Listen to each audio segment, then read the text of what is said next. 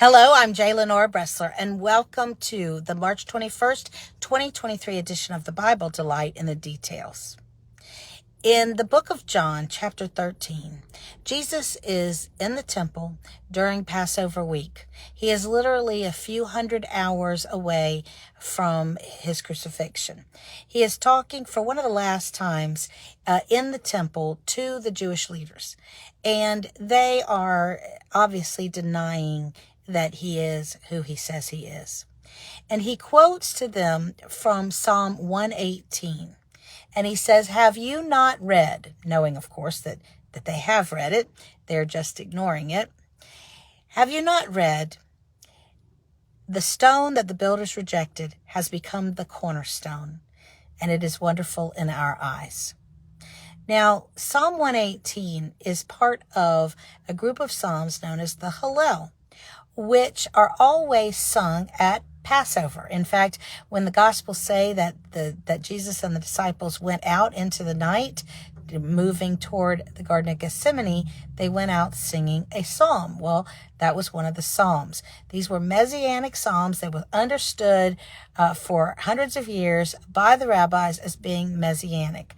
And so when Jesus quoted that and applied that to himself, they knew exactly what he was saying. They were not accepting it, but they understood. Now, what does it mean for Jesus to say that he is the cornerstone? And Isaiah, by the way, prophesied that God would establish a cornerstone in Zion, in Israel, a perfect cornerstone, one whose foundation was sure, and anyone who believed in it would not be shaken. That's kind of interesting. Obviously, it means something more than just a real cornerstone, because you don't believe in a cornerstone of stone, really, or do you? Well, let's talk about the cornerstone. What is a cornerstone? Interestingly, the Greek word that is being translated as cornerstone had two meanings architecturally at that time. One was cornerstone and the other was keystone. And this is fascinating to me. A cornerstone is placed at the very beginning of a construction project, on the first foundation of the building, at the corner.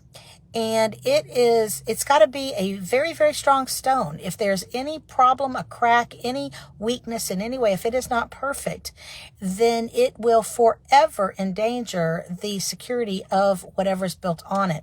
It is placed at the corner, and it is everything is built upon it. It has to be very precisely laid. If it's laid at a strange angle, again, it will put in danger the rest of the building. And so the cornerstone is literally foundational to the security of the building, and also comes at the beginning of the construction. Jesus, by the way, interestingly, talked about construction using something that had just happened in Jerusalem as an object lesson. You may recall that there's the story of typical healing story.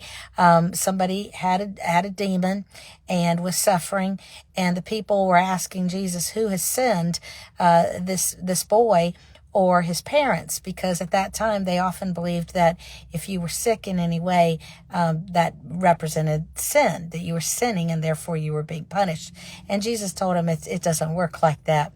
But he in explaining that, he asked them if they thought that the people that had just been killed in Jerusalem with the fall of a particular tower, do you think that they were more sinful than other people just because they were killed in the collapse of a tower? So he understood about architecture and about construction. Why did that tower in Jerusalem fall? Well, it might have been, we don't know, but it could very well have been that there was a problem with its cornerstone.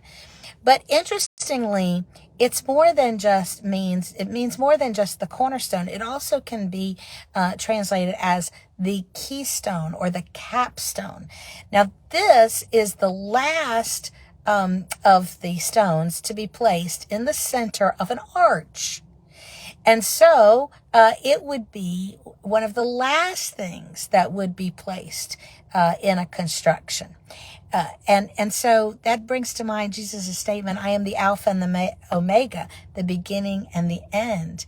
If he is indeed, as he is, the cornerstone and the capstone or the keystone, he actually comes at the beginning of the construction project and at its end. And that's true. He is the foundation of our lives. He is the foundation of our hope. If he is not the perfect, reliable, strong cornerstone, then as Peter said, we Christians are the most to be pitied, the most type of person to be pitied in the world. But since we know he is the firm foundation, we can rest easy.